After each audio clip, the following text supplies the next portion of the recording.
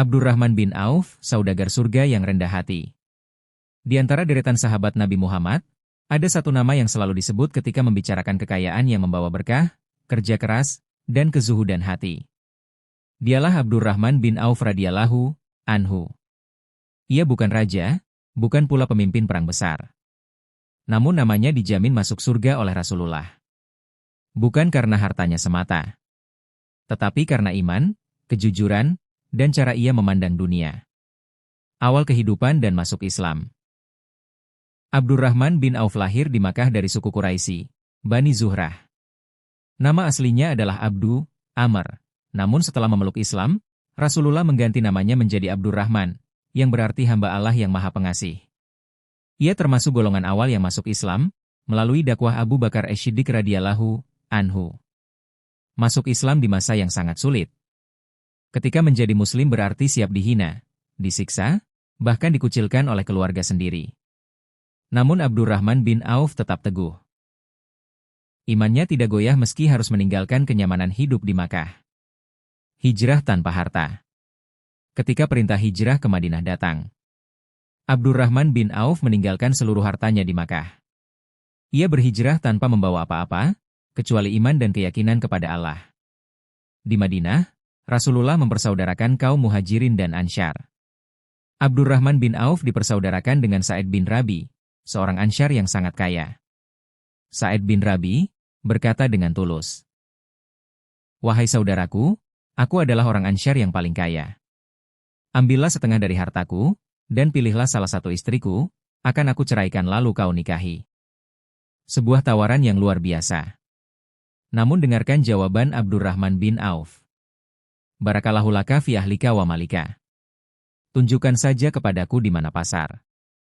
Ia menolak pemberian harta. Ia tidak ingin bergantung pada manusia. Ia ingin bekerja dengan tangannya sendiri. Bangkit dari nol. Abdurrahman bin Auf mulai berdagang di pasar Madinah. Awalnya hanya dengan modal kecil, menjual keju dan mentega. Namun ia berdagang dengan jujur, tidak curang, dan tidak menipu. Sedikit demi sedikit, Allah pun memberkahi usahanya. Tak butuh waktu lama, Abdurrahman bin Auf kembali menjadi pedagang sukses. Suatu hari Rasulullah melihat bekas minyak wangi pada dirinya dan bertanya, "Apa ini wahai Abdurrahman?" Ia menjawab, "Aku baru saja menikah, ya Rasulullah." Padahal ia baru hijrah tanpa harta. Begitu cepat Allah membukakan pintu rezeki baginya. Kekayaan yang mengalir untuk umat.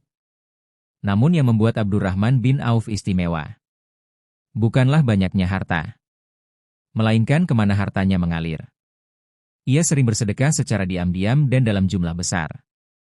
Dalam satu riwayat, ia menyumbangkan 500 ekor kuda untuk perjuangan Islam. Di waktu lain, 500 ekor unta lengkap dengan muatannya. Ia juga pernah menyedekahkan 40.000 dinar sekaligus.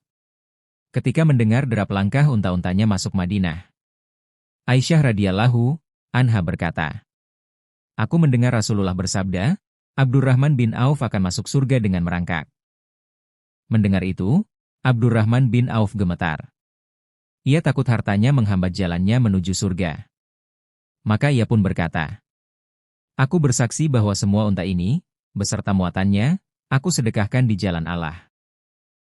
Kerendahan hati yang luar biasa.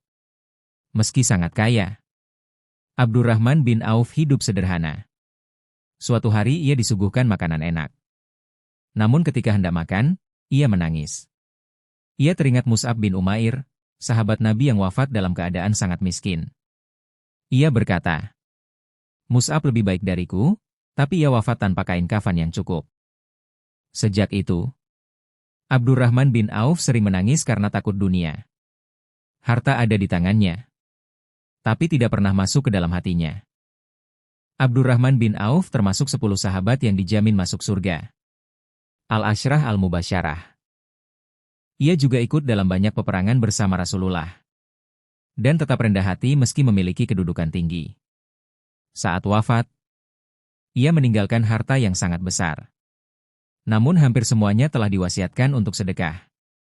Untuk para sahabat, fakir miskin, dan pejuang Islam. Penutup pelajaran untuk kita.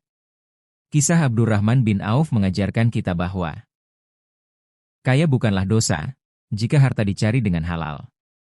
Kesuksesan sejati adalah saat dunia berada di tangan, bukan di hati.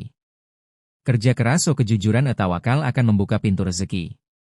Sedekah tidak mengurangi harta, justru menambah keberkahan. Di zaman sekarang, ketika banyak orang mengejar kekayaan tapi lupa tujuan, Abdurrahman bin Auf mengingatkan kita. Harta adalah amanah, bukan tujuan. Semoga Allah menjadikan kita umat yang meneladani imannya, meniru kejujurannya, dan mengikuti langkahnya menuju surga. Amin.